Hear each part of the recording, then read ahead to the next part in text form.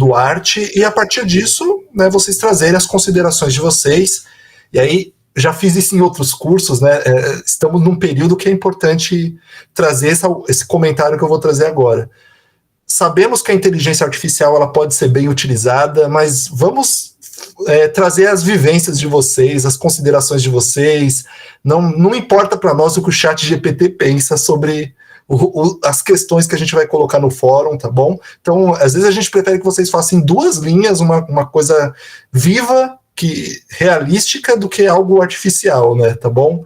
Então, já aconteceu em cursos anteriores, eu sei que é chato, mas nós não queremos saber a opinião do ChatGPT para as questões do curso, queremos ouvir vocês, essa é a função do fórum, tá bom? Aliás, quem já fez comentários, muito legal, eu li quase agora, né? Obrigado pelas contribuições.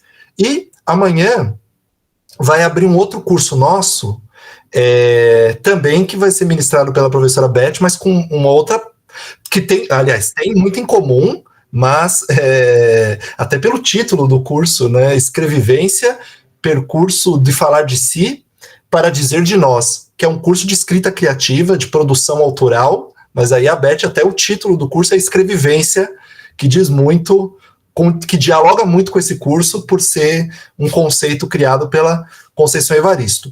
É um curso diferente de muito dos cursos que nós temos realizado recentemente, porque vai ser um curso presencial, e por isso, alguns encontros, né, vai ser um encontro por mês, e vai ser na Casa Sérgio Buarque de Holanda, casa que morou o historiador Sérgio Buarque, e que fica ali no Pacaembu, pertinho da Avenida Paulista, saindo da Consolação, é uma rua abaixo, pertinho do metrô, da linha amarela do metrô, e vai ser sempre aos sábados de manhã. Então eu depois até ponho no chat aqui as informações, mas quem puder participar,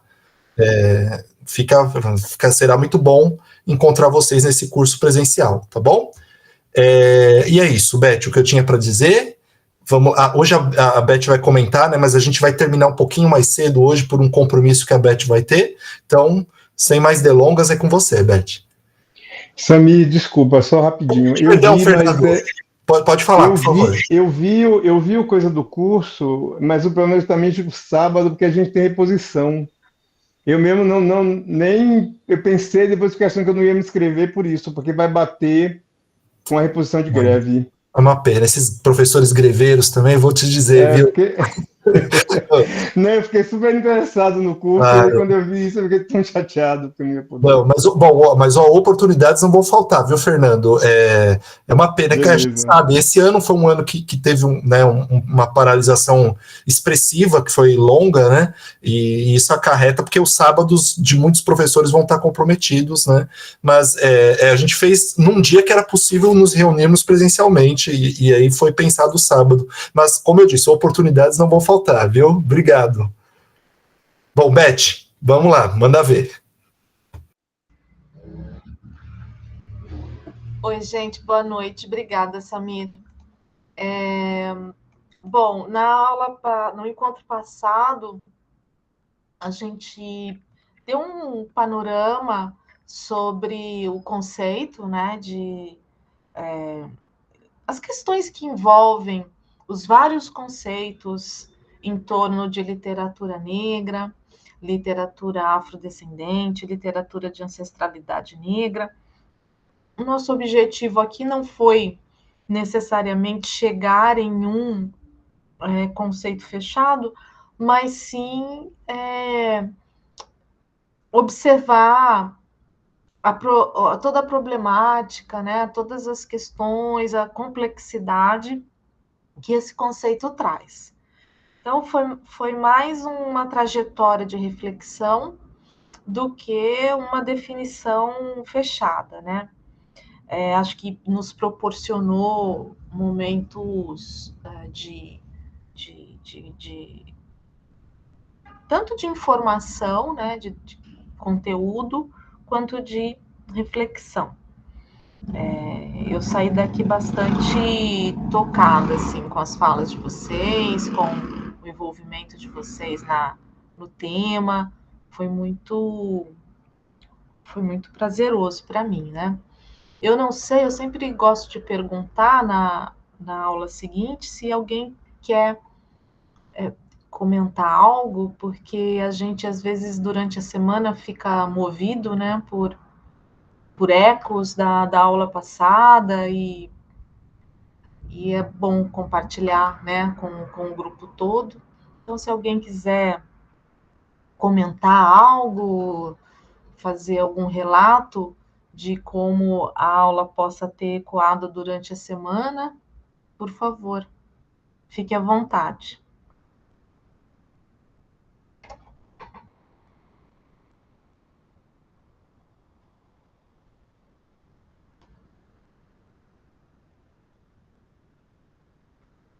Não? Ok. Então, vamos seguir para o nosso tópico de hoje,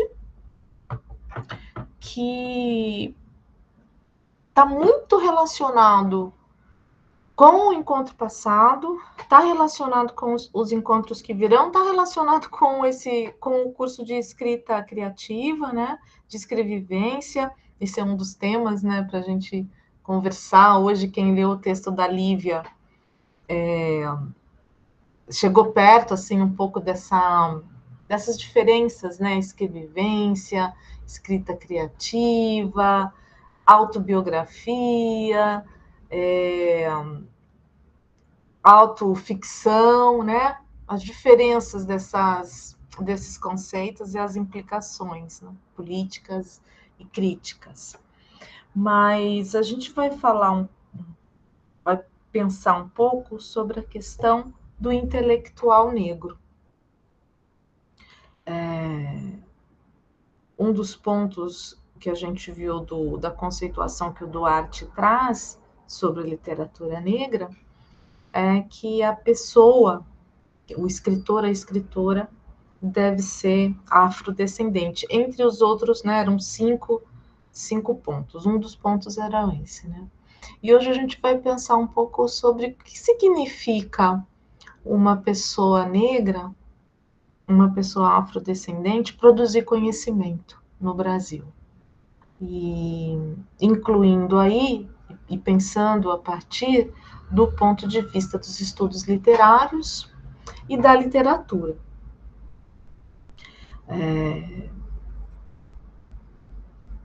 Eu não sei se vocês tiveram oportunidade de ler os dois textos, os dois artigos que eu indiquei para vocês.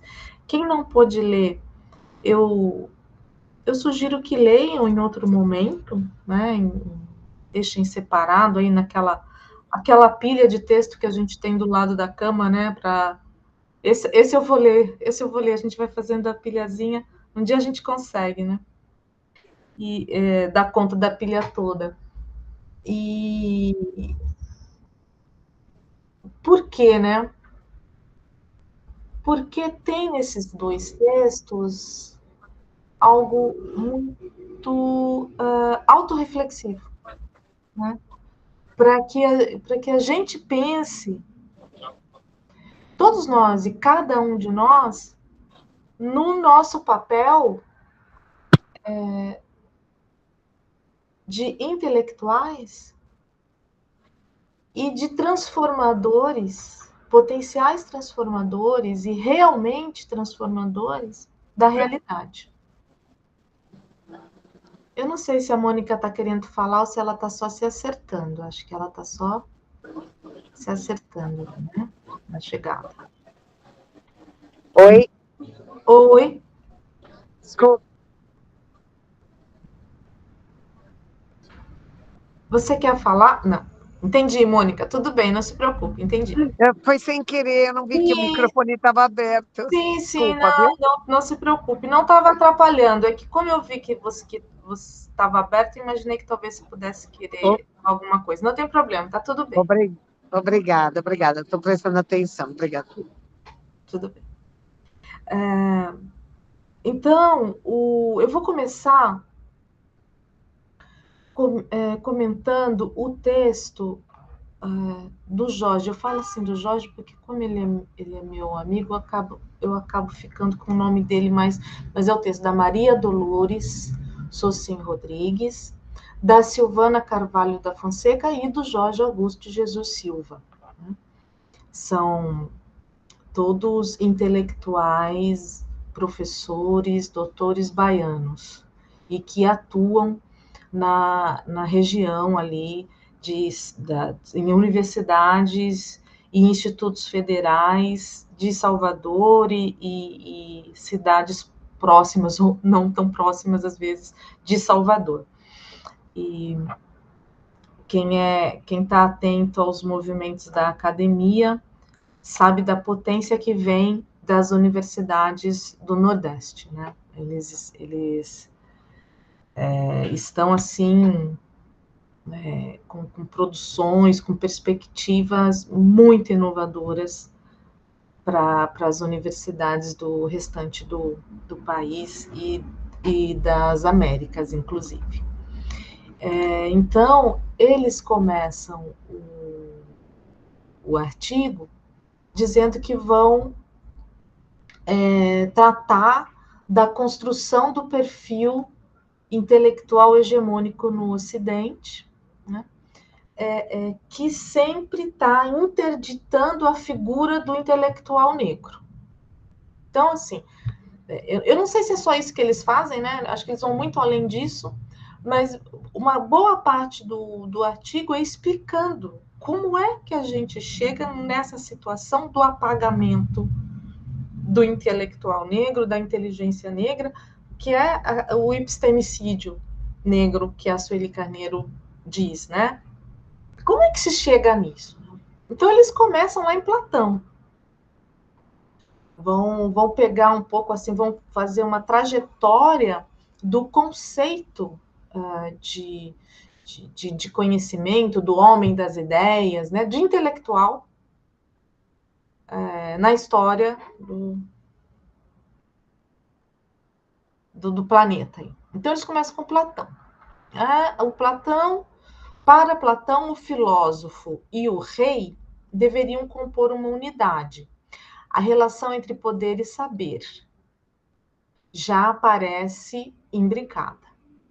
Não era cabível na concepção platônica que o rei não fosse um homem de ideias, ou que o homem de ideias não se tornasse rei. Interessante, né? Então, para Platão, está completamente associado. É uma pessoa só. É um homem de ideias e é um homem de poder. É o rei. Né? Depois, o filósofo deveria estar livre para pensar e dizer o seu pensamento aquém das filiações. Aí, isso no projeto kantiano. Depois eles já pulam pro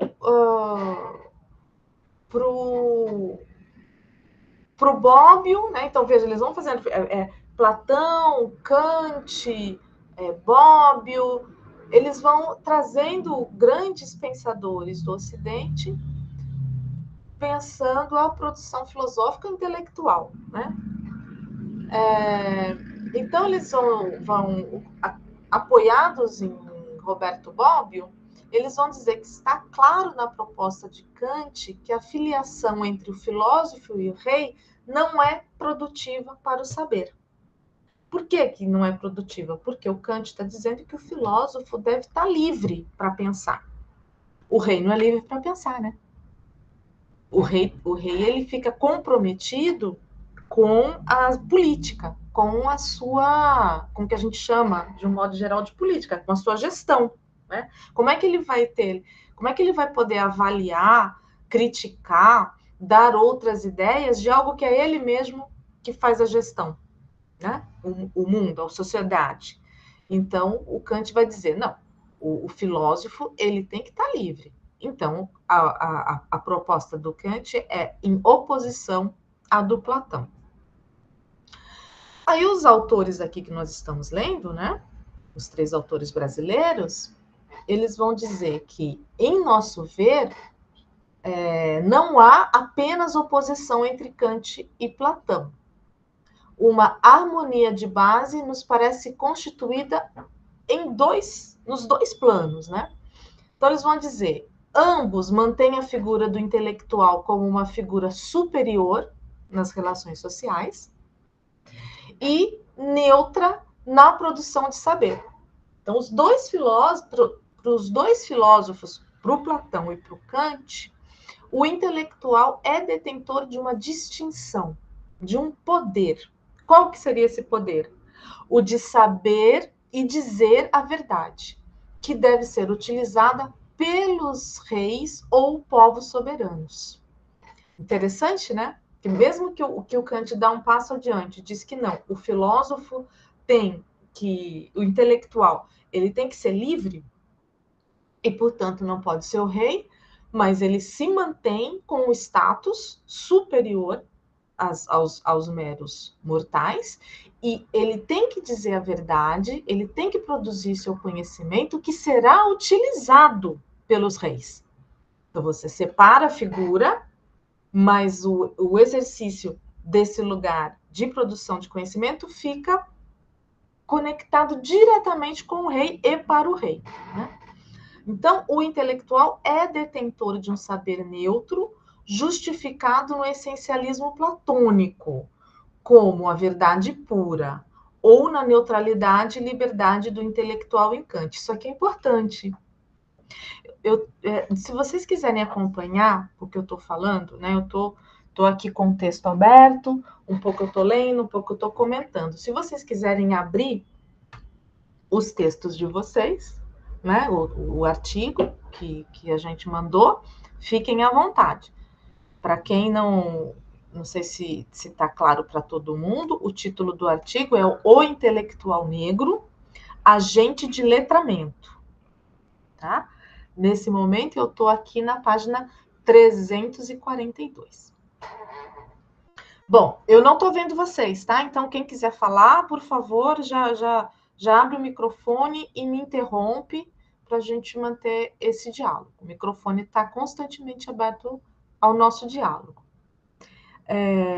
Então, essa ideia de um purismo, primeiro, a verdade ou a neutralidade desse intelectual. Olha que interessante, né? Porque a gente sabe, nada disso existe, né? Nem a verdade, nem a neutralidade do pensamento. Todo pensamento, toda filosofia, toda produção de conhecimento vai estar aí dentro de uma perspectiva de poder. Bom, dessa equação entre verdade, poder e saber, verdade, poder e saber, resultam as representações modernas do intelectual como produtor de um saber neutro e um sujeito autônomo. E aí eles vão entrar em Gramsci, dizendo que só em Gramsci que essa postura passa a ser modificada, que é quando Gramsci vai trazer a ideia do intelectual orgânico, que é uma resposta à crítica à tese do intelectual independente. Porque, para Gramsci, cada grupo social, determinado no plano da produção econômica, produz para si mesmo os seus intelectuais. Outro ponto interessante da gente pensar. Veja que aqui o Gramsci faz a rasura, palavra que os autores aqui gostam de usar, faz a rasura, mas mantém a lógica de raciocínio de que o intelectual, a produção do intelectual está em paralelo, está em conexão com o poder. Só que ele está dizendo assim, não é essa relação, essa conexão, esse paralelo, poder com o intelectual, não é exclusividade do rei. Ela pode ser e tem que ser de cada grupo. Cada grupo social produzindo seus intelectuais, tendo seus intelectuais. É quase que assim, os representantes, os interlocutores, os porta-vozes do conhecimento e do saber de cada grupo, né? Isso eu acho que é algo que a gente tem que separar para pensar. Depois, a potência da leitura pós-colonial, aí eles vão chegar no Eduard Said. Eu acho que esse texto é bacana para nós aqui, porque ele traz várias referências. Então, assim, quem aqui do grupo está começando a pensar nessa história, nossa, esse artigo é maravilhoso. A gente lê esse artigo e sai com uma bagagem muito boa. Quem já está pensando sobre isso também é muito bom, porque ele dá várias indicações de leituras que você que já sabe bastante sobre o tema pode se aprofundar ainda mais, né? Então, é um artigo que atende vários repertórios diferentes. Agora, cada um aqui de nós é que vai avaliar, né? Se entra mais a fundo, se fica só nesse artigo, se precisa ler esse artigo mais uma, duas, três vezes para pegar a visão que o artigo está querendo trazer, né? Mas enfim, então eles já começaram em Platão, eles foram para Kant, depois eles foram para o Gramsci. Entre o Kant e o Gramsci, os autores do artigo colocaram um pitaco deles mesmos, e agora eles estão no Edward Said, que é um grande orientalista, um intelectual norte-americano, grande, que tem ele pensando sobre a questão do Oriente, ele acabou trazendo uma reflexão de grande valor para quem estuda o pós-colonialismo. Naquela época a gente falava pós-colonialismo, né? Bom, então eles vão dizer que o Said dialoga com essa proposição gramsciana quando define como função do intelectual, abre aspas, dizer a verdade ao poder, fecha aspas. Então essa seria a grande função do intelectual, dizer a verdade ao poder. Vejam que interessante, o intelectual ainda trabalhando para quem tem poder. E isso aqui a gente já está na década, já está terminando o século XX, né? Veja como tudo isso que a gente tem mobilizado aqui na formação, nos nossos trabalhos individuais, nas nossas pesquisas individuais, na discussão com os nossos alunos, na preparação dos nossos acervos, nas curadorias, vejam como tudo isso é recente, né? Então, o intelectual não está mais a serviço do poder, e sim contra ele. Diz a verdade ao poder, no sentido de revelar, olha, o que está acontecendo não pode acontecer, tem que acontecer de outra maneira. Mas mesmo assim, ainda é na relação com o poder. Diante de um cenário no qual não há mais um eixo narrativo para a identidade, como havia nas proporções gramscianas, nem proletariado, nem burguesia detém mais a hegemonia discursiva das subjetividades. As associações coletivas, em nome de subjetividades marginalizadas na modernidade, como, por exemplo, homoafetivas, negras, negrofemininas, indígenas, etc., protagonizam e pluralizam as narrativas identitárias e as lutas pelo poder nos cenários nacionais. Então, o esforço argumentativo do Said é localizar essa verdade, né, que a gente pode pôr aí como sinônimo, essa crítica, esse saber crítico e esse poder para organizar as formas de luta. O poder está no intelectual, que no exercício de seu papel público, em oposição às multinacionais da comunicação, estariam disputando o espaço público com sua verdade e independência. E aí vem uma citação de Said, abre aspas. De outro lado, há os intelectuais independentes que formam realmente uma comunidade incipiente, fisicamente separados uns dos outros, mas ligados de várias maneiras a um grande número de comunidades de ativistas marginalizados pela mídia dominante. Então, olha que bonito aqui, o Said já começa a dar forma para esse movimento que está borbulhando as margens, né? E vai acabar se encontrando aí quando a gente começa a conseguir furar o sistema de mercado editorial, de concursos nas universidades, para tomar esse lugar canônico, né? De fazer pesquisa, de ser professor, de liderar pesquisas. Muito bem. essa formulação de Said deixa uma lacuna, os autores dizem, e é justamente nessa lacuna que se inscrevem os intelectuais negros na diáspora, e mais especificamente, ou o intelectual negro brasileiro. Eu vou parar um segundinho que eu tenho que fazer um minutinho, por favor.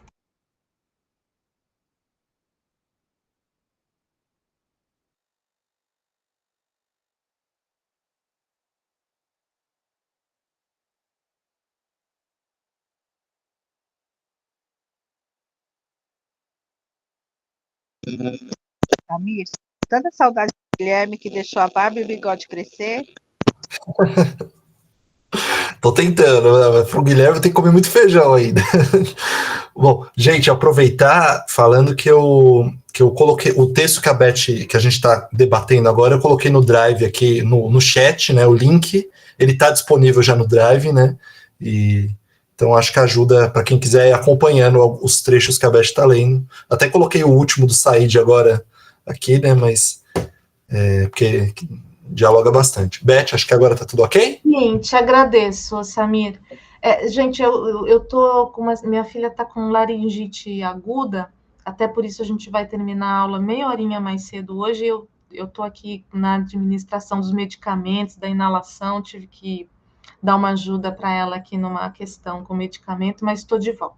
Vamos lá. Obrigada, Said, por ter compartilhado os textos, né? Então, para quem está acompanhando ou vai começar a acompanhar, nesse momento eu tô aqui comentando trechos da página 344. Não se assustem com esse número 344, o artigo só tem 18 páginas, viu? É que ele está dentro de uma revista com muitos outros artigos, por isso que tem essa paginação, tá? 344.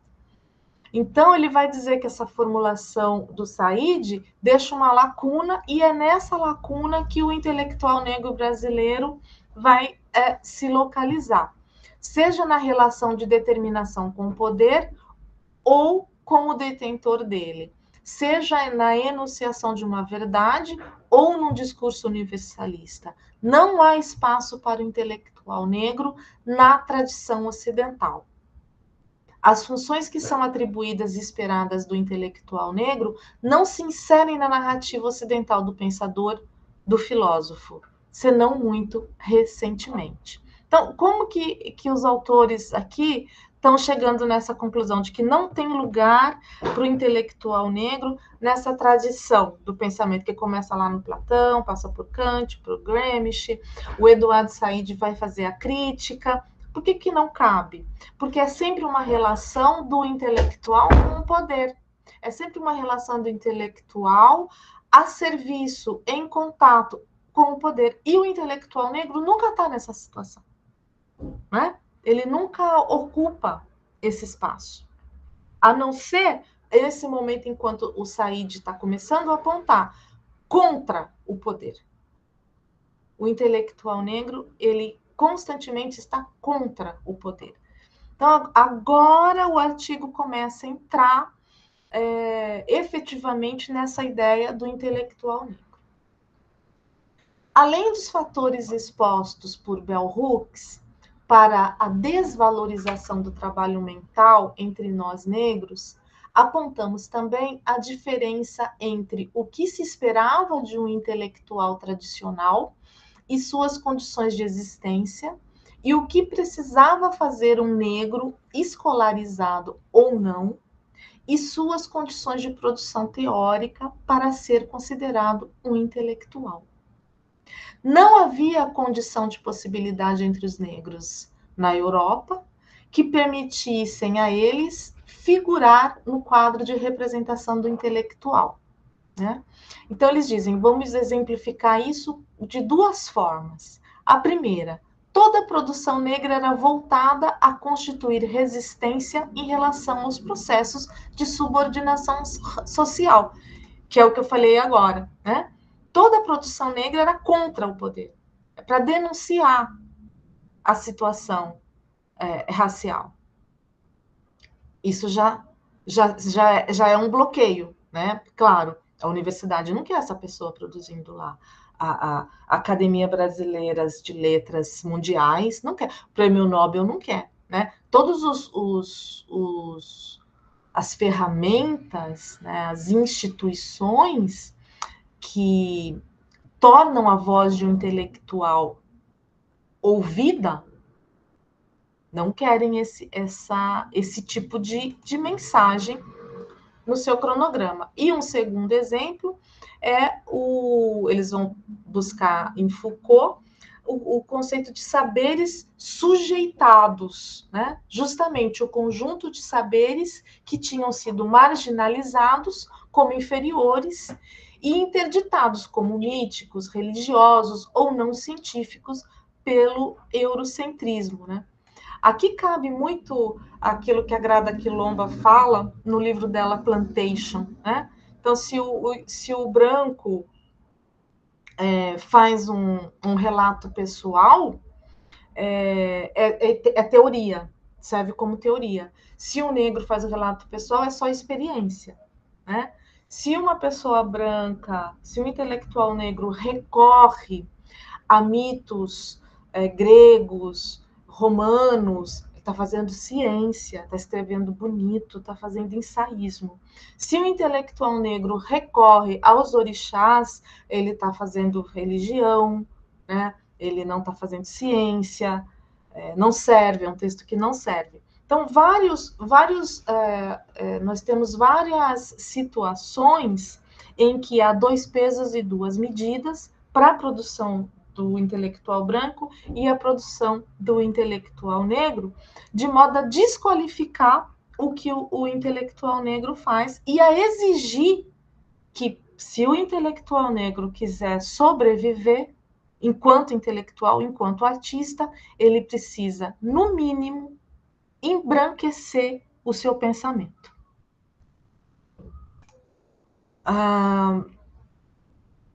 Então, eles vão dizer que aí eles vão andar mais um pouquinho para frente e chegar nas noções belíssimas, né?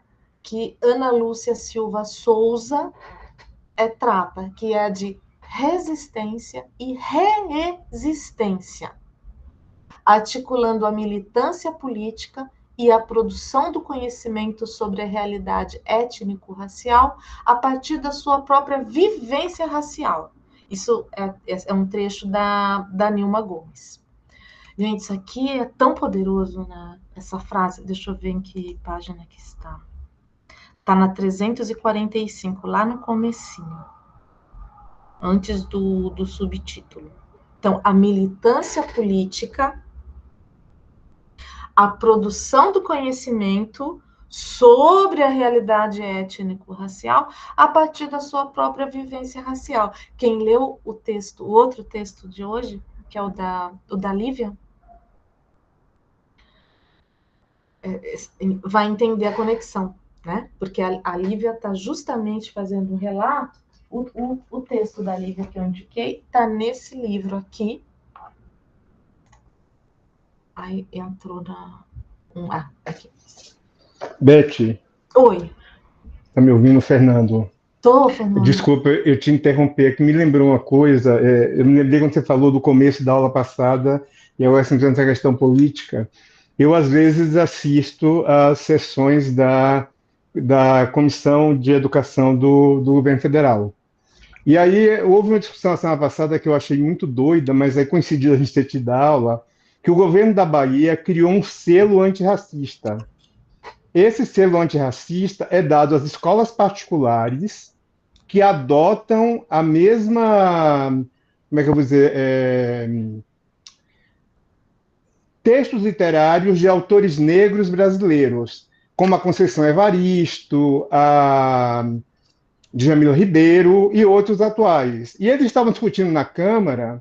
A grande briga era porque tem um colégio muito tradicional em Salvador, um colégio católico, que é o Padre Antônio Vieira. E o Padre Antônio Vieira foi o primeiro colégio a receber esse selo antirracista, porque eles aderiram a esse movimento do governo do Estado, que já existia nas escolas estaduais, e que agora o Estado queria levar para as escolas particulares. Então, a discussão era um deputado federal do PL discutindo que só faltou perguntar assim, quem é Conceição Evaristo na fila do pão para ser leitura obrigatória numa escola católica de elite e etc. Né? Então, eu acho que essa ideia é um agente político, né, que está ali pregando contra, e aí a Lídice da Mata, que também é deputada federal, estava na minha comissão, ela disse, meus filhos estudaram no Padre Vieira, a gente não tinha acesso a essas coisas na época, Lídice tem, sei lá, 70 e poucos anos. Mas é muito justo que essas pessoas e outras escolas grandes de Salvador aderiram, ou da Bahia, estão aderindo a essa ideia da educação antirracista, de promover esses escritores negros. E a gente percebe que também vai nessa linha da crítica, né? Vir uma leitura somente para a resistência, para fazer esta política contra o que você tem na hegemonia. E aí, quando alguém resolve abrir, essas pessoas se incomodam, porque, bom, por que chegou na escola do Estado, beleza. Agora vai chegar na elite, né? Qual é o objetivo disso? Então, era a minha colocação, porque eu fiquei muito incomodado a semana inteira pensando nisso, e isso é muito louco. Você estava falando isso e realmente acho que é por aí. Exato, Fernanda. Os exemplos, assim, são muitos, né? Semana passada também tive um relato de uma professora coordenadora de um colégio de elite aqui na cidade de São Paulo, particular, né? E que ela e outras professoras se juntaram, fizeram uma lista de indicação de leituras, com a proposta antirracista, e depois as mães se juntaram no grupo de mães e fizeram uma outra lista de leituras e mandaram para a coordenação repensar, né? Olha, vocês indicaram leituras suplementares e a gente queria pedir para vocês considerarem esses títulos aqui em oposição àqueles outros, porque tem mais a ver com os nossos filhos. E aí, coincidentemente, elas tiraram da lista de sugestão de leitura todos os livros de autores negros, todos. Deixaram só o que as coordenadoras tinham sugerido de autores brancos e sugeriram de volta outros textos ainda mais conservadores, de uma editora que eu nem conhecia, não vou falar o nome aqui porque eu ainda não tive tempo de ir atrás, mas que, segundo esse relato dessa pessoa que estava me contando isso, é a editora que é líder na produção de material para o homeschool, né? Que é aquela proposta conservadora, inclusive muito propagada entre os bolsonaristas das crianças estudarem em casa. Então, veja que, né, as professoras se juntam para fazer sugestões de textos com a questão racial fortalecida e recebem de volta uma crítica da comunidade, das mães, e que fazem ainda uma seleção ainda mais conservadora do que elas poderiam imaginar que pudesse existir. Alguém levantou a mão, né? Eu não sei se desistiu. Se quiser falar, pode ficar à vontade.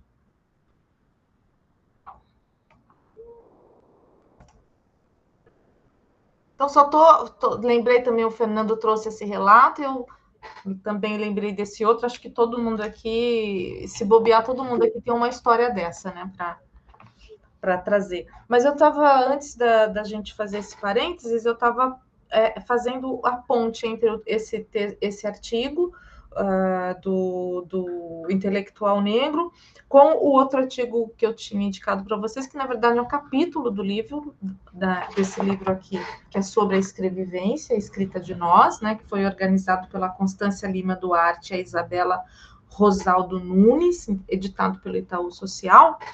E o título do outro capítulo que eu indiquei para vocês é Intelectuais Escreviventes, Enegrecendo os Estudos Literários, que ali é um texto lindíssimo, né?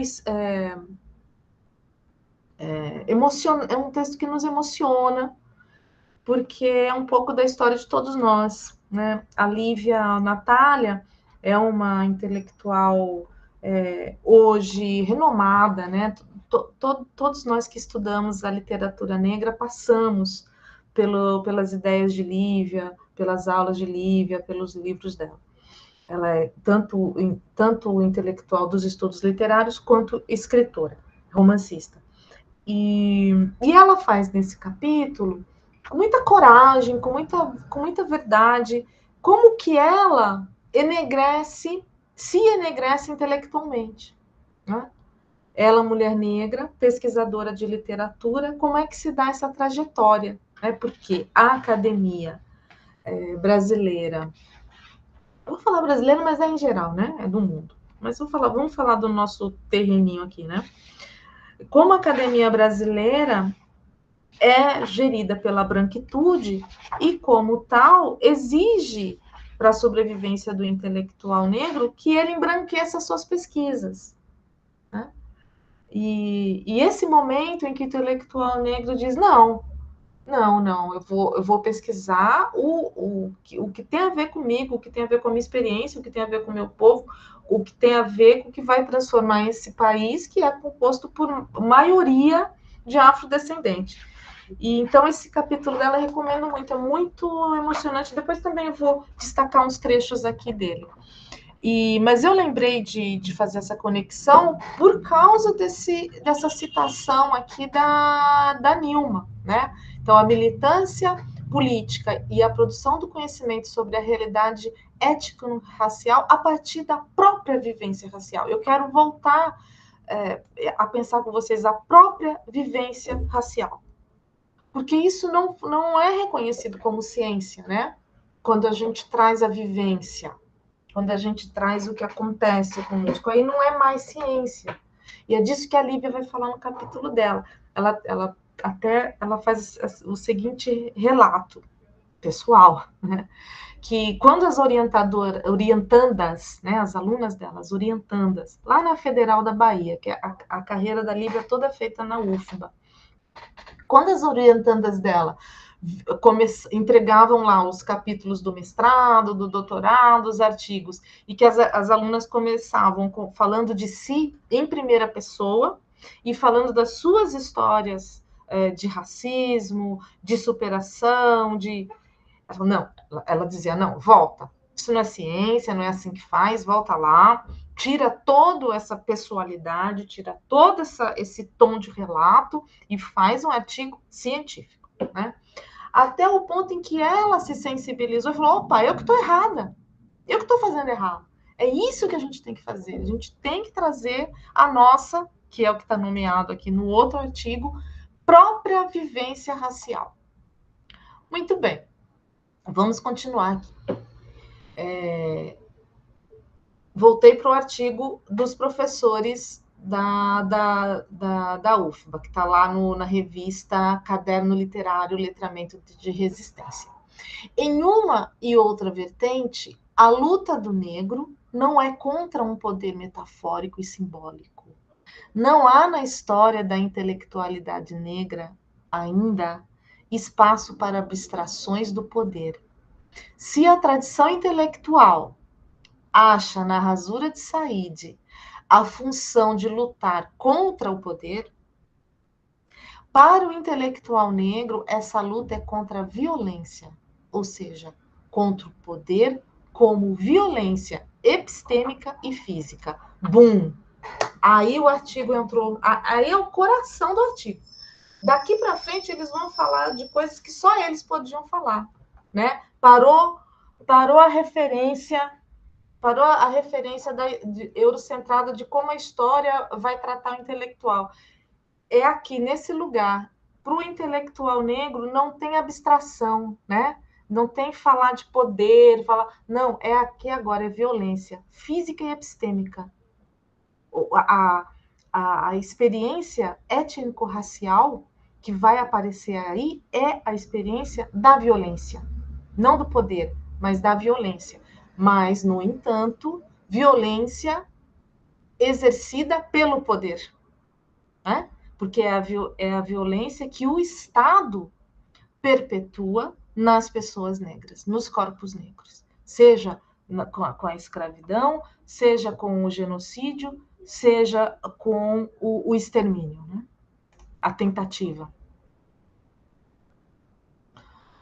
Muito bem, eu vou fazer um salto para a página 347, em que eles vão dizer que sempre existiram intelectuais negros. Isso eu acho que eu já falei aqui no nosso primeiro encontro, né? Da necessidade da gente parar com essa história de achar que intelectual negro, que escritor negro, surgiu com a Lei 10.639. Não, sempre existiram intelectuais negros. Maria Firmina, Lélia Gonzalez, Luísa Bairros, Luiz da Gama, Lima Barreto, Cuti, sempre existiram, né? Esse intelectual se moveu dentro de um circuito alternativo que era A, ilegítimo para um sistema acadêmico, ou B, indigno para o campo artístico. Olha que bonito isso, né? Esses intelectuais que eles estão perspicazes, que pensamento agudo, eles estão dizendo que esses intelectuais, de Maria Firmina, a Lélia Gonzalez, a Luísa Bairros, de Luiz da Gama e Lima Barreto, a Cuti, esses intelectuais negros, eles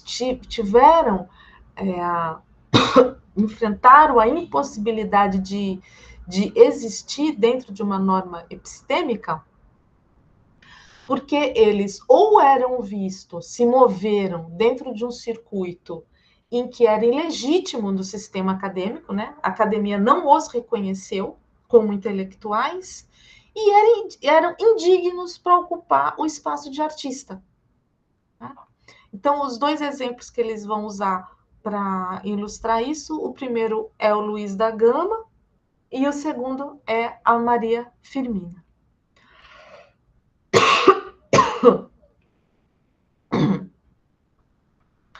Que, segundo eles, Gama e Firmina mostram como sempre houve intelectuais negros, mas fora da esfera hegemônica de legitimação, tanto da academia como do campo artístico, pois essas esferas trabalhavam com os preceitos tradicionais e eurocêntricos para a definição do que era um intelectual. Mesmo em Gramsci, o intelectual negro não seria contemplado como tal, pois suas principais pautas, a resistência e a reexistência negra, não poderiam ocupar protagonismo nos discursos de classe que norteavam a prática do intelectual orgânico. Né? O discurso de classe no sentido marxista, né? Da luta de classe da sociedade, que para Gramsci era a mais importante, como para todo marxista. Né? E o intelectual negro não está... A luta do intelectual negro e do movimento negro não é a luta de classe, é a luta racial. São duas coisas diferentes, né? Então, para o intelectual negro, essa noção de resistência, que seria, então, o conhecimento contra o poder, mas é também um movimento de reexistências negras, que é essa luta do saber contra o poder dentro de uma valorização das experiências pessoais desses autores. É muita coisa, é muita coisa. Então, eles partem para uma outra parte do artigo, agora já totalmente baseados em Bell Hooks e Nilman Lino Gomes, para trabalhar 3 características do intelectual negro contemporâneo. Segundo eles, ele é pós-gramsciano, justamente por causa disso que eu falei agora, de estar fora das questões de luta de classe, mas dentro de uma questão racial. B, ele deve ser teórico-prático. Intelectual negro não fica em abstração só. Ele vai da abstração para a prática. É teoria e prática, é vida real. Né? Intelectual negro contemporâneo não se limita, não se contenta com a simples escrita de um texto com a simples... Não que seja simples, né? Vocês estão me entendendo, eu imagino. Não que seja simples, mas não é suficiente. É preciso ter a prática, é preciso ter a intervenção do social. E ele deve ser solidário. Ai, eu adoro isso, gente. É muito bacana essa ideia. O intelectual negro, ele é solidário. Sim, porque se você está seguindo os preceitos de quilombismo, de quilombo, de marronagem, de como os povos originários se organizam, se essa é a tentativa do nosso retorno, a solidariedade não pode faltar, né? E aí, quem é da academia aqui, que eu sei que muitos são, já estão sabendo que, vixe, vai ser difícil, porque se tem uma coisa que não tem na academia é solidariedade. Então, é isso, esse é o contexto, né, desse artigo. E aí eles vão à frente, dizendo que Nilma pergunta, aí eles vão fazer uma citação que eu gostaria muito, quando vocês tiverem um tempinho, dê uma olhada nesse texto da Nilma, Intelectuais Negros e Produção do Conhecimento, né? Então, nesse texto, a Nilma vai perguntar, ser intelectual negro seria uma forma específica de intelectual orgânico? E ela mesma responde, a própria origem, vivência e atuação desse sujeito social é político, e político nos orienta a ir mais além, né? E aí ela vai listar uma série de diferenças que existem, né? Então, de maior ou menor proximidade com o movimento negro, até as diferenças de gênero dentro do campo intelectual negro, né?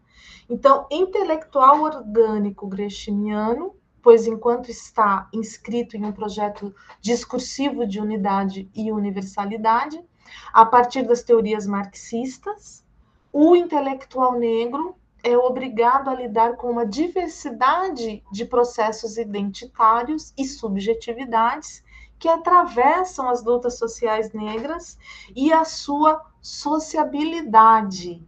Por isso, ele é pós-gramsciano, né? Cabe ao intelectual orgânico a ideia de representação do intelectual negro, ela é pouco expressiva, à medida que ele não pode ficcionalizar uma unidade negra em uma experiência que é epistêmica e materialmente diversa, né? O intelectual negro, ele não exerce esse lugar de poder que o intelectual branco exerce, que é a tentativa de universalização das ideias. O intelectual negro cuida do que é único, né? Valoriza experiências pessoais. Então, aí há uma divergência. Por isso, eles dizem, para além, pós-gramsciano.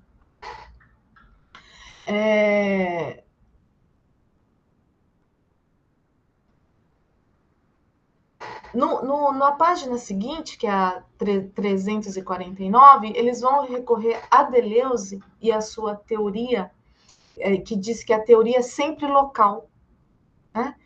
É sempre sobre especificidade.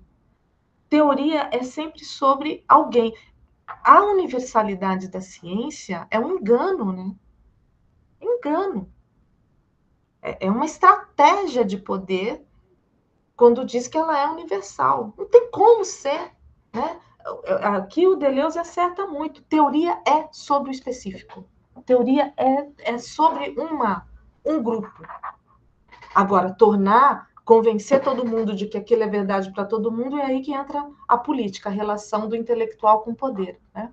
E eles continuam. O intelectual negro não estaria filiado dessa maneira a uma metanarrativa prévia, nem a um conjunto de saberes que comporiam uma formação discursiva específica.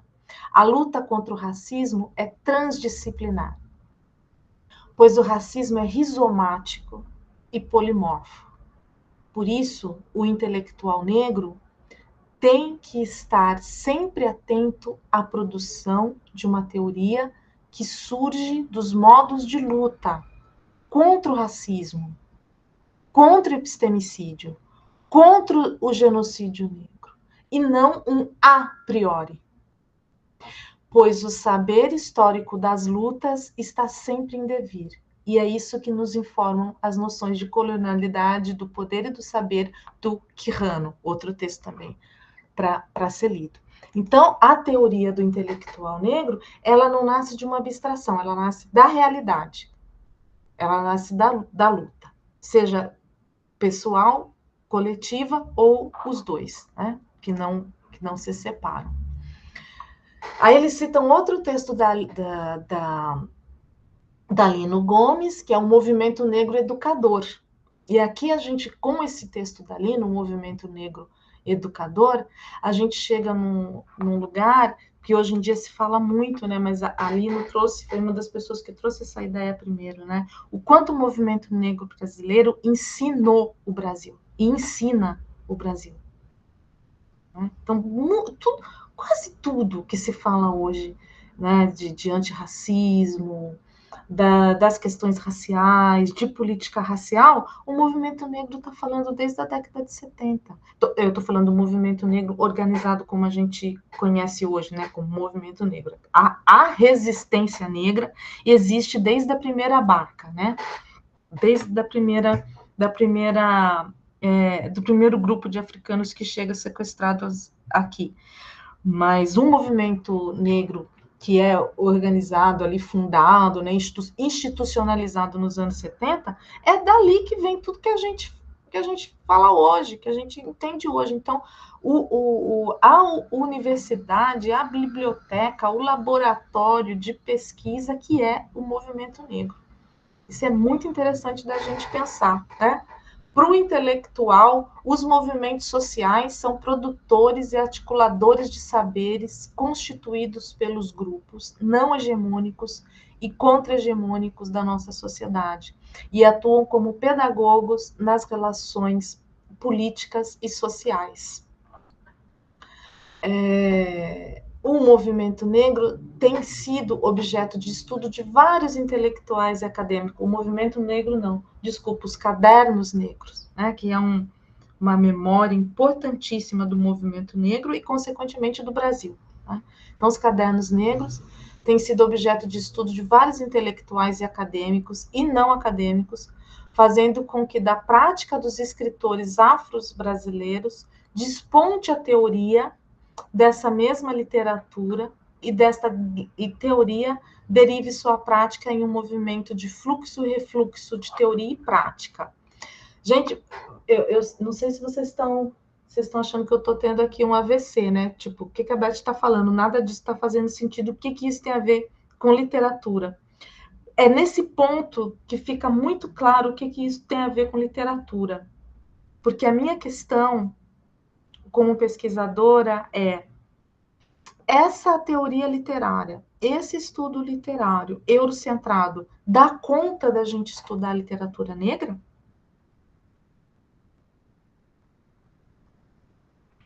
Talvez sim, talvez não. Porque sim, porque não? Vamos partir da hipótese que não. Claro que durante a formação aqui a gente vai detalhar esses aspectos. Então, precisamos de estudos literários enegrecidos. Precisamos da perspectiva, da afroperspectiva nas teorias de literatura. Precisamos. Talvez sim, talvez não. Vamos falar desses aspectos. Se sim, hipoteticamente sim, precisamos. Onde elas estão? Na própria literatura negra. É isso que esse texto está falando para a gente. Que a literatura negra é um grande... literatura ficção, é um grande arsenal, é um grande dispositivo para leitura teórica, abstrata, acadêmica de literatura. Então, aqui, isso é uma preciosidade que esse grupo traz, né, e que o Jorge vai falar, vai trazer muito em suas falas, em seus textos, né, que eu acho muito, muito importante. Então, uma função central na produção intelectual negra, qual é? Pensar a partir das vivências, experiências das e nas culturas e produções artísticas negras. Uma teoria para esses objetos. Pois se o eurocentrismo foi o empenho epistêmico do Ocidente para sufocar a diferença, é preciso rasurá-lo para que a diversidade apareça com a potência da sua existência concreta e simbólica. Então, não como nós aqui, como pessoas que estão preocupadas em fazer a curadoria, em fazer a mediação, em fazer os estudos, em produzir literatura antirracista, uma coisa que nós precisamos ter muito evidente assim no nosso horizonte é o empenho do eurocentrismo em sufocar a diferença. Logo, o nosso empenho tem que ser o de evidenciar as diferenças, né? Trazer isso para o primeiro plano. Muito bem, perspectivas solidárias, né? Então, ele vai falar de quanto a gente precisa pensar no sexismo, né? Que é a prevalência dos homens intelectuais e não das mulheres. A gente precisa pensar numa competitividade do campo acadêmico, né? Então, tem muito... eles vão dizer, eu vou usar as palavras deles, milita contra a formação de comunidades intelectuais negras que cruzem fronteiras de instituições e disciplinas. Essas comunidades surgem da tentativa de resistência de negros e negras que reconhecem que fortalecemos nossas posições apoiando uns aos outros. Eles estão aqui falando de um ponto muito delicado, eu fico até assim, porque eu não quero criar polêmica, mas é isso que eles estão se referindo a um certo prazer que existe por aí de dizer eu fui a primeira, eu sou a única, na minha instituição inteira só tem eu de pessoa negra. Então, isso aí é passado, né? O que a gente trabalha hoje, o que a gente quer é que essa frase fique no passado, que a gente não tenha mais que falar essa frase, né? Que vai chegar o dia, e eu espero que seja breve, que 35%, 50% dos professores são negros, os CEOs são negros, sabe assim, que os espaços sejam ocupados de forma igualitária e que essa história de eu fui a primeira, eu fui a única, só eu, isso aí tem que acabar. Mas há uma resistência, né?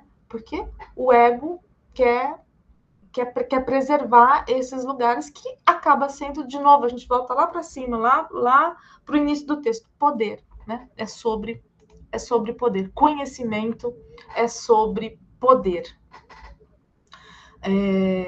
A identidade negra, uma outra aspas da Lino. A identidade negra é, no contexto das relações sociais, culturais e do racismo brasileiro, suficientemente complexa, sinuosa e plural. Dependendo da forma e do lugar onde opera, ela poderá produzir alianças e distanciamentos entre os negros e seus diferentes. Então, fecha aspas. Fica aí o recado do quanto... Aqui a gente está naquele item da solidariedade. O quanto temos que ser solidários. Porque no nosso campo, a solidariedade vai dar força. Vai dar força para o que a gente quer, que é uma sociedade antirracista, uma sociedade justa. Bom, convido vocês à leitura do texto. Eu vou fazer aqui vários saltos, porque eu não posso... a gente não pode aqui... Eles vão falar do letramento, né? De como o intelectual negro fica nesse lugar de letrar a sociedade, né? Mas não um letramento sinônimo de alfabetização, nem vinculado ao ambiente escolar, que circunscreve antes o conjunto de práticas de linguagens que formam o sujeito no ambiente de uma cultura, né? O letramento como práticas de linguagem. Então, os letramentos negros atuam no empoderamento de sujeitos que produzem e circulam sentidos sobre negritudes em espaços não vinculados à escola formal. E aí eles vão trazer como exemplo os terreiros e o movimento hip hop. Então, nesse sentido, o intelectual negro atua no letramento negro a partir de duas vias. Ele instaura um fluxo de informação entre as várias culturas e grupos negros, possibilitando a construção de redes solidárias, de reconhecimento e de alteridade negra.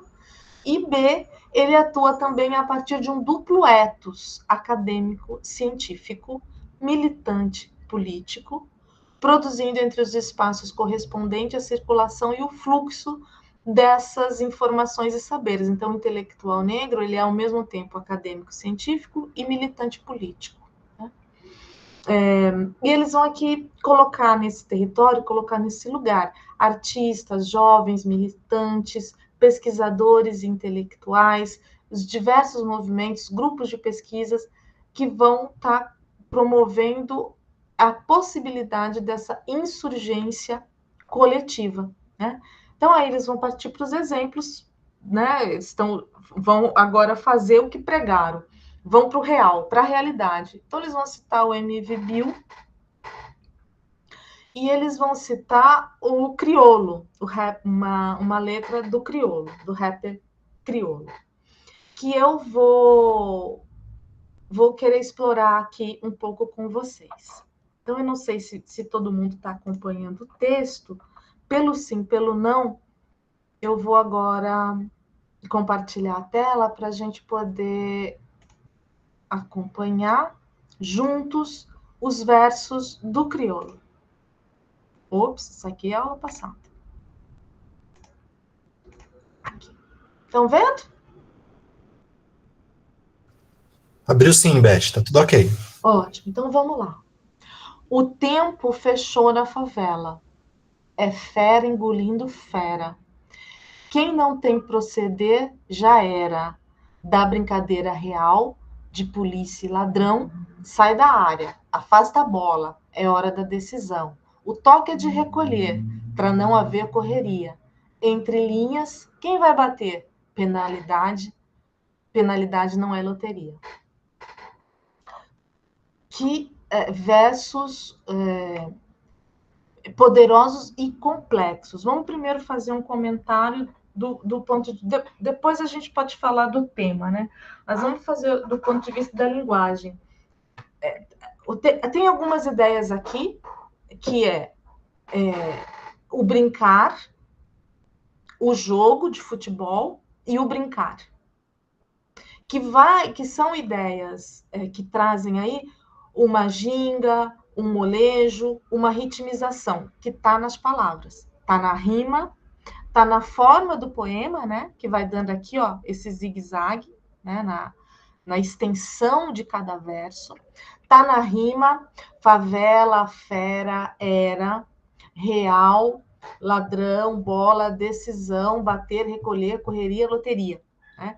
Esse sincopado vai remeter à ideia de brincadeira e jogo e drible, né? O drible, o molejo aqui, né? A malandragem na afroperspectiva, que é uma coisa boa, é um saber. Malandragem é sabedoria, né? Malandro é aquele que sabe mais, está mais ligado, né? Do ponto de vista do nosso saber, não do vocabulário preconceituoso, né? Bom, então o poema vai passar de um campo semântico para outro. Então a gente pode ler o poema no campo semântico da bala perdida, da perseguição policial, da disputa entre facções criminosas, e a gente pode ler tudo isso na semântica de uma brincadeira, de uma partida de futebol. Né? Então, entre linhas, quem vai bater? A ambiguidade do entre linhas. Entre as linhas do campo, entre as linhas da pipa, entre as linhas do verso. Quem vai bater?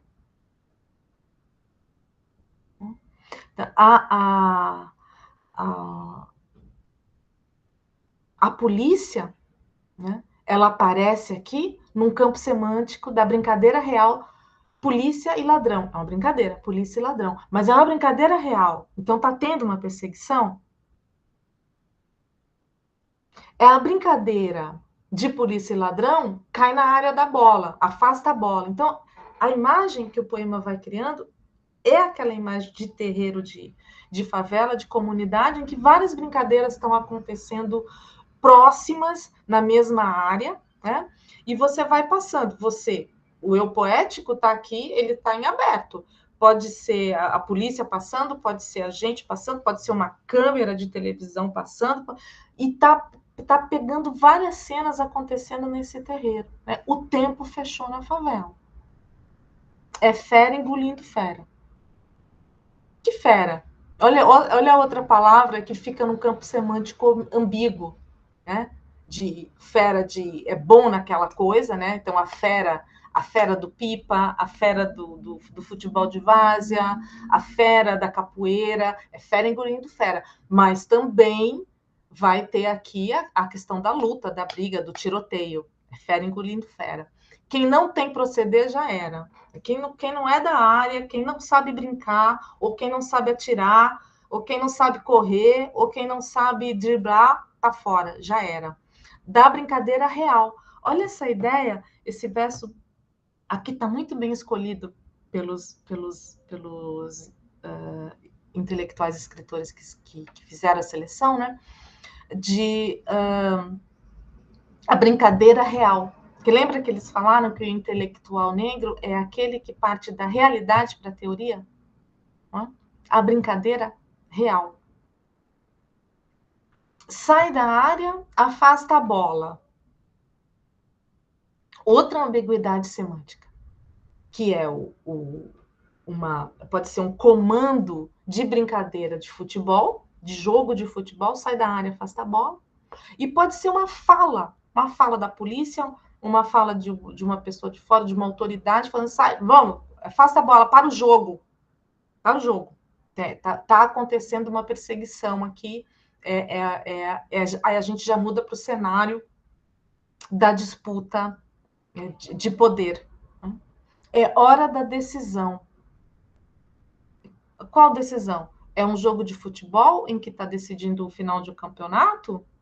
Ou é a decisão de qual facção criminosa fica com o poder, ou de se a polícia vai ou não conseguir prender uma facção? O toque é de recolher, para não haver correria. Entre linhas, quem vai bater? Penalidade não é loteria.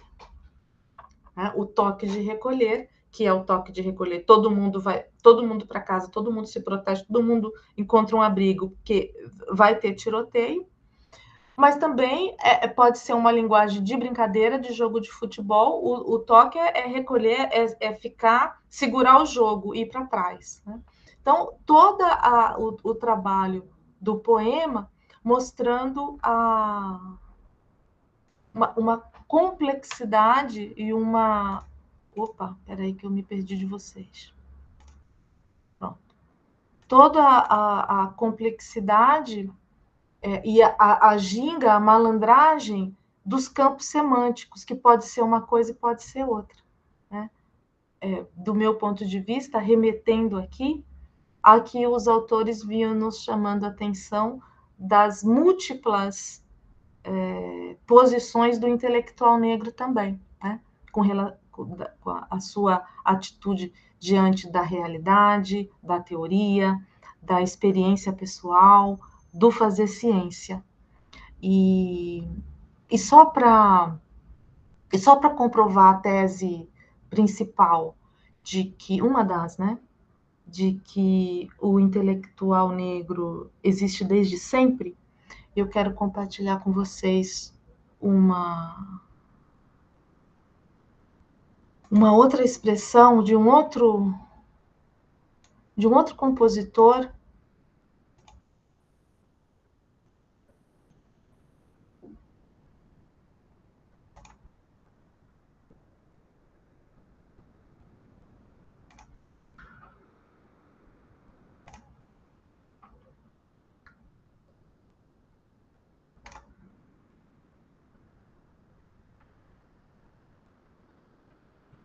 Me avisa se não tiver os... O que pessoas extremamente produtivas, como Jeff Bezos, Elon Musk e Bill Gates, usam para conseguir fazer tanta coisa ao mesmo tempo?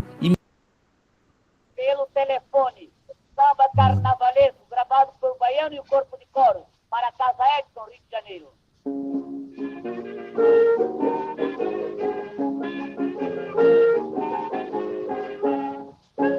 O chefe da folia pelo telefone manda me avisar que com alegria não se questione para se brincar. Ai, ai, ai, é deixar mágoas pra trás, oh rapaz. Ai, ai, ai, fica triste se é capaz de velar. Ai, ai, é deixar mágoas pra trás, oh rapaz. Ai, ai, ai, fica triste se é capaz de velar.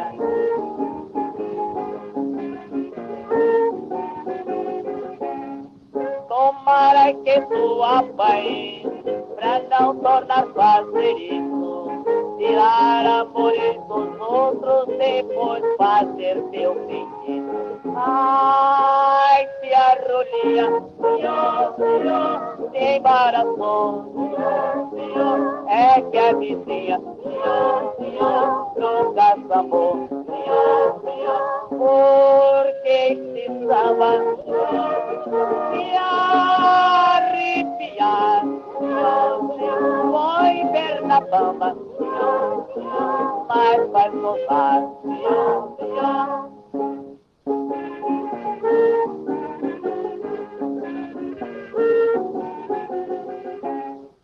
O peru me disse, se o morcego visse, não fazer tolice. Eu então saísse dessa esquisitice, me disse, não disse. A estátua ideal triunfal. Ai, ai, ai, viva o nosso carnaval sem rival.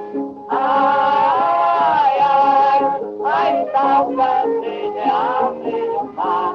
Ai, ai, ai, viva o nosso carnaval sem rival.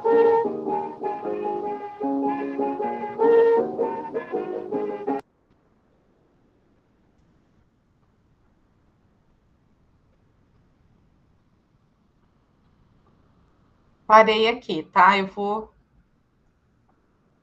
Opa! Cadê vocês? Estamos aqui, Beth. Estão aí? Opa! Eu não tô achando. Estamos aqui. Achei. Tá, eu tô com tantas telas abertas. Trouxe essas duas canções, né? O Criolo, artista contemporâneo, com toda a sua ambiguidade, com todo o gingado, fazendo essa... Eu não sei se dá para ouvir, né, a letra, porque essa é a primeira gravação, né, do samba, e eu vou compartilhar com vocês a letra para a gente ler um pouco, mas antes eu vou passar a palavra. Eu vi que tem... Samir, você pode ver as filas, por favor, da fala? Teve gente que levantou e baixou, agora só está o Fernando com a mão levantada. Pode falar, Fernando.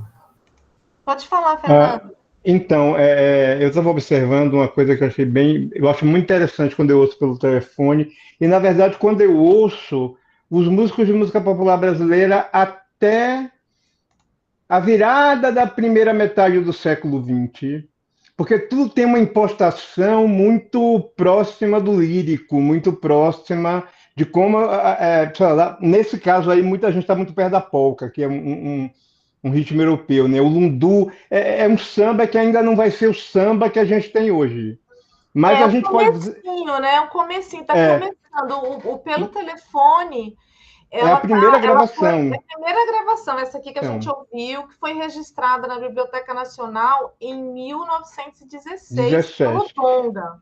Mas aí, por exemplo, se você vai ouvir depois Ângela Maria, Agnaldo Timóteo, outros cantores de música popular e de samba, Elisete Cardoso é sensacional. Nelson Gonçalves, você vê que tem uma impostação, tem um R, uma consoante R muito rolada, que não acontece na língua portuguesa falada coloquialmente, e como a gente canta a música popular hoje. Por exemplo, né? Essa que era uma característica da formação musical da época, de quem tinha alguma formação musical, ou imitar essas pessoas que, na sua grande maioria, estudavam música, ou eram cantores de ópera, ou eram cantores mais voltados para a questão da música erudita. Então, é só uma... É sempre que eu ouço... Eu até dei uma vez um curso sobre música... história da música ocidental, e quando eu chego no Brasil, eu gosto muito de ver como não é muito diferente quando você sai da música erudita para a música popular. Entendeu? E aí você percebe essas coisinhas assim que eu acho. E que também vem da coisa do branqueamento, né? Porque quem era que era músico, que era aceito? Porque o violão era banido. O violão era um instrumento era um instrumento marginal, porque você botava embaixo do braço e podia ir para qualquer lugar com ele. O Rio de Janeiro era conhecida como a cidade dos pianos, porque você põe um piano dentro de casa, sua filha, sua mulher vai ficar dentro de casa. Né? Então, violão não era para mulher, uma coisa para mulher, por exemplo, né? E era um instrumento dos negros. Tem toda essa coisa aí que é marginal, que é muito doida. É encantadora, essa história do samba é encantadora. E com esse registro que o Donga fez pelo telefone, foi a primeira vez que a palavra samba foi registrada, foi documentada. Foi porque quando ele foi registrar na Biblioteca Nacional, ele tinha que colocar o gênero, e ele colocou o gênero samba. E aí a palavra pega. Então, essa letra, por que eu estou trazendo? Trouxe mais pela letra, né, pelo telefone, do que pela música em si, mas pela letra, porque o mote, né, que deu origem pelo telefone diz respeito a uma proibição, né, deu muita polêmica isso no Brasil na época, que era a proibição dos jogos de azar pelo chefe da polícia, que era o Belisário Távora. 3 anos antes da música, né, que a música é de 1916, essa proibição era de 1913, né, e a proibição e a cobertura jornalística que o jornal à noite deu para o caso, né, que acontecia lá no Lago Carioca, fez com que tudo ficasse muito popular, né? E não só os jogos de azar eram perseguidos pela polícia, mas as manifestações populares, sobretudo dos ex-escravizados e dos seus descendentes, que sofriam o mesmo tipo de pressão que esses documentos, que essas leis adivinham, né? Então tem um documento datado de 1918, em que o chefe da polícia, na época, Aurelino Leal, dizia: providências para a festa da Penha, uma força da brigada policial composta por 10 praças de infantaria e 6 de cavalaria, seguindo uma outra de 30 praças de infantaria e 20 de cavalaria. Recomendo-vos, outro sim, que absolutamente não permitais o divertimento denominado samba, visto que tal diversão tem sido a causa de discórdia e de conflitos. Então, para a gente... Eu estou querendo pegar lá a cena do crioulo, dessa favela sendo invadida, e da primazia da escrita do crioulo, trazendo os campos semânticos da brincadeira e da violência, né? Para a gente pensar essa letra de 1916, que eu vou rapidamente compartilhar de novo a tela, para a gente ler juntos essa letra e pensá-la no mesmo diapasão do que a gente viu com o crioulo. Estão comigo? Aqui nesse Sim. no Martinho da Vila, mas não é do Dunga. o chefe da polícia pelo telefone manda avisar que na Carioca tem uma roleta para se jogar. O chefe da polícia pelo telefone manda me avisar que na Carioca... Deixa as mágoas para trás, rapaz. Fica triste se és capaz e verás. Deixa a mágoa para trás, ó rapaz. Fica triste se és capaz e verás. Então, o eu poético aqui, na primeira estrofe, conta o que está acontecendo. O chefe da polícia vai parar com a jogatina. As baianas, né, as ciatas, as tias ciatas, que formam o coro, elas vão dizer, para com isso, rapaz, deixa para lá, esquece isso, essa tristeza, e você vai ver do que é capaz. Tomara que tu apanhes para nunca mais fazer isso, roubar amores dos outros e depois fazer feitiço. Ah, rolinha se embaraçou, caiu no laço do nosso amor. Porque esse samba é de arrepiar, põe a perna bamba, mas faz gozar. O peru me disse, se o morcego visse, não fazer tolice, que eu então saísse dessa esquisitice. Disse que eu não disse, mas o peru me disse, se o morcego visse, que não fazer tolice, que então saísse dessa esquisitice. Se disse que não disse. Aí volta o refrão para deixar de mágoas. Queres ou não vir por cordão, ser fulião de coração, porque este samba é de arrepiar e põe a perna bamba, mas faz gozar. Tanto numa música, o que eu queria mostrar para vocês é que tanto numa canção como em outra, a gente vai ter a semântica variada. Opa, voltei. A semântica dessa ambiguidade da polícia querendo barrar as brincadeiras, querendo colocar as expressões dos afrodescendentes no mesmo lugar do crime, né? E daí gerando a violência, e as expressões da música afrodescendente, o samba e o hip hop, fazendo disso poesia, fazendo disso graça, fazendo disso rima, fazendo uma paródia do real, que ao mesmo tempo conscientiza as pessoas, que ao mesmo tempo diverte e principalmente fortalece uma população que se vê unida, né, pela música, pela poesia, se vê unida, se vê unificada diante da agressão que sofrem cotidianamente. Então, é um pouco isso que a gente vai fazer nessas quinta-feiras, né?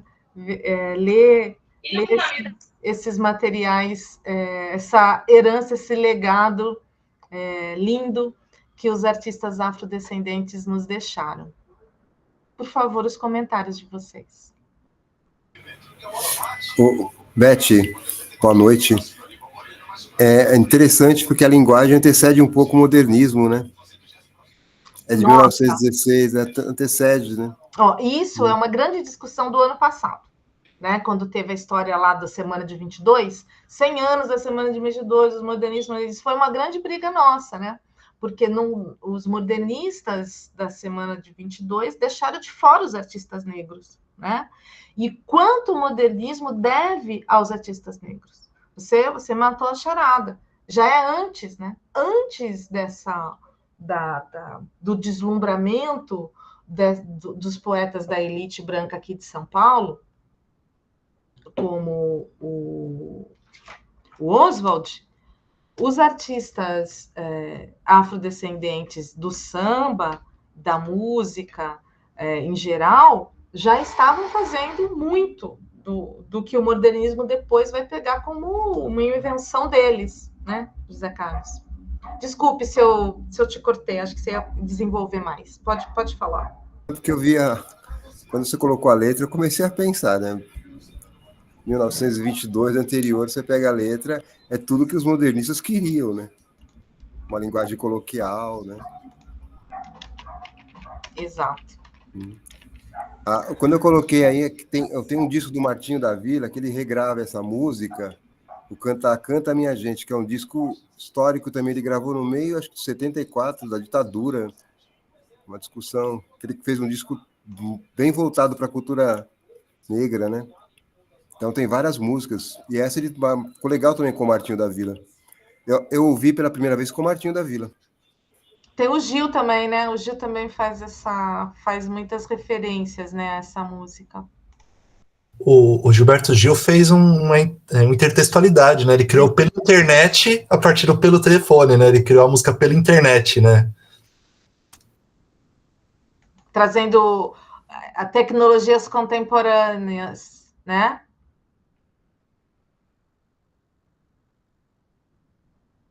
Ô, Beth, aproveitar o gancho, um dos livros de formação que chegou nos últimos anos nas escolas, né? É esse livro aqui, né? O Enciclopédia Negra, e acho que dialoga muito com o encontro de hoje, porque aqui nós vamos encontrar inúmeros intelectuais, ativistas, pessoas que atuaram no movimento negro, que resistiram, e que se organizaram pela cultura, né, à luz do que o Gramsci dizia, né, pela organização da cultura, fizeram que muito do que nós estamos discutindo hoje chegasse até nós, e alguns desses intelectuais que até foram apagados historicamente. Quanto a Beth ia falando no início, eu fui lembrando várias áreas, né, do conhecimento, por exemplo, na área do teatro, né, a gente pouco remete ao Abdias do Nascimento, como um grande dramaturgo brasileiro que criou um movimento próprio, né, ou, por exemplo, na sociologia, né, o Clóvis Moura é pouco lembrado, né, os estudos dele, enquanto, por exemplo, o Florestan Fernandes é lembrado os estudos sobre os negros do Florestan Fernandes, e lógico que são importantes os estudos do Florestan, mas o Clóvis Moura, que era um negro que estava estudando e discutindo, né, socialmente falando, o negro na sociedade, é pouco lembrado até hoje. Mas então, e essa enciclopédia ajuda bastante, porque ela vai trazendo várias referências para a gente se aprofundar, né?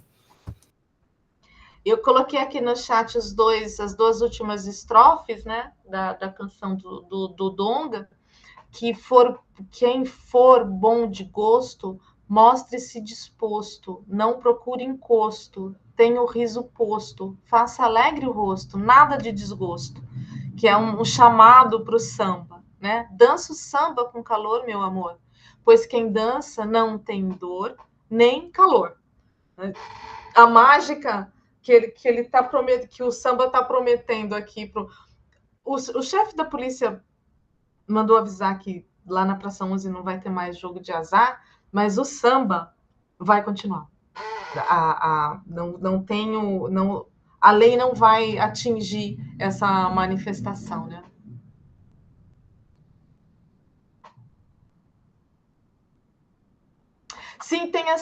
Sim, Rosemary, tem essa questão aí Vou te falar uma coisa, é muito bacana o estudo do samba no Brasil. Era tudo coletivo. Porque funcionava assim, eles se reuniam, né, nas comunidades, enfim, onde dava. E aí tomava uma coisa, tomava um goró, escrevia, né? Quem era de escrita escrevia, mas muitos não escreviam ainda. E nem era a ocasião, porque era eles estavam criando, né? Então alguém pegava uma caixa de fósforo e tal, fazia um som, uma melodia, e alguém fazia o verso, e outro vinha e fazia outro verso, mas ninguém ia anotar, ninguém registrava, né? Pessoas com boas memórias iam lá, escreviam e registravam como suas canções, mas quase todos esses primeiros sambas são de criação coletiva. Isso deu muita briga. Aí entra a história da solidariedade. Isso deu muita questão lá entre eles também. Muitas das canções que a gente ouve do Cartola, né, que aparece ali uma certa... Começa também uma disputa entre as escolas de samba que vão sendo fundadas, né, Portela, Mangueira, como que essas comunidades também de sambistas acabam criando essas disputas pela composição e pelo o carnaval mais criativo, o carnaval vencedor. Você tem razão, Rosemary. Essa fonte está correta. E isso diz muito, a mulher negra, que era uma das organizadoras dos sambas, que é a Tia Ciata, não existe registro, né, oficialmente ela não é autora de nenhum samba, sendo que muitos sambas surgiram na casa dela, e obviamente ela participou de muitos sambas, né? Com certeza, com certeza.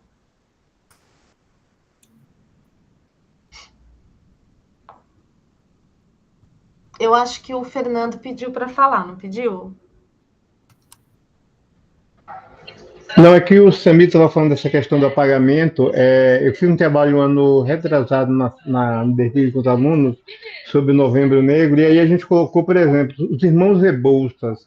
Ninguém sabe quem são os irmãos Rebouças. São engenheiros negros que, quando Dom João VI queria instalar mais chafariz no Rio de Janeiro, eles disseram: não, a gente precisa instalar um sistema de águas. A gente precisa fazer com que essas pessoas tenham água em casa, que elas não tenham que ir a um chafariz buscar água. E aí você pensa assim: bom, o cara tem o nome dele numa avenida, numa região nobre da cidade, mas quem são esses caras? Né? Quem são Rebouças? Se você pergunta para um estudante, ele vai olhar, e se você botar uma interrogação, com certeza ele vai pensar, como os meus pensaram, que era um cara branco. Sim. Porque para ter o nome lá, o Teodoro Sampaio era filho de escravo, ele ganhou dinheiro, ele estudou, ganhou dinheiro para libertar a mãe e os irmãos. Isso. E se você pensa em Teodoro Sampaio, não, é branco, porque essa rua fica em Pinheiros. Então, como é que esse cara pode ser um cara negro? Né? Como é que ele podia ser um engenheiro que foi um dos fundadores da Politécnica da USP, se ele era negro? Então, e a história fez isso, apagou esses caras. Então você não sabe quem são. A gente não é aquela coisa que não cabe na intelectualidade e na ciência negros. Exato. Entendeu? É sobre isso. É sobre isso. E aí a importância dessa existência, né? E aonde isso leva. Eu acho que os nossos encontros são para potencializar isso, né? Para a gente compreender e vivenciar essas existências, né, Samir? É isso, sem contar outros que foram branqueados, como a Chiquinha Gonzaga, o próprio Machado de Assis, né? Que é até inteligência. Voltando, eu falei meio crítico no começo da inteligência artificial. Recentemente até fizeram um holograma do Machado de Assis e misteriosamente a inteligência artificial tornou-o branco, né? Curioso, né? Esses algoritmos, né? Mas é isso. Então, Beth, por hoje. É isso, eu tô satisfeita. Não sei se vocês querem complementar com mais algum comentário. Beth, só uma questão que para mim ficou assim, tá na minha cabeça até agora, a questão do letramento. Porque nós somos professores, né? A gente normalmente se alfabetiza com palavras da cultura branca, né? E a gente, às vezes, na alfabetização usa poucas palavras. Então, essa questão do letramento, para mim, é preocupante ainda. Muito.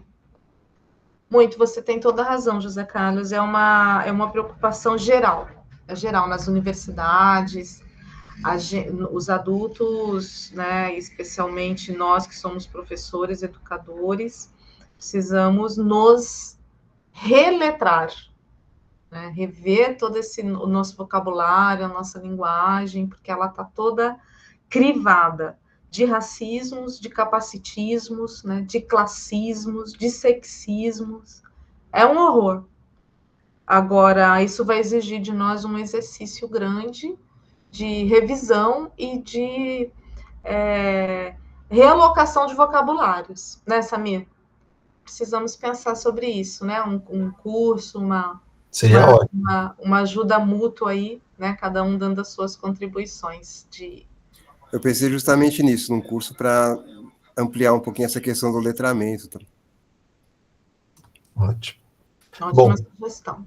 Beth, agora eu vou cortar mesmo, porque eu sei que você tem um compromisso, é cuidar da filha, né? E estamos todos solidários. Aqui temos solidariedade, né? Buscamos ela no dia a dia. Então, obrigado por hoje, por mais esse encontro. Vou parar a gravação e agradecer.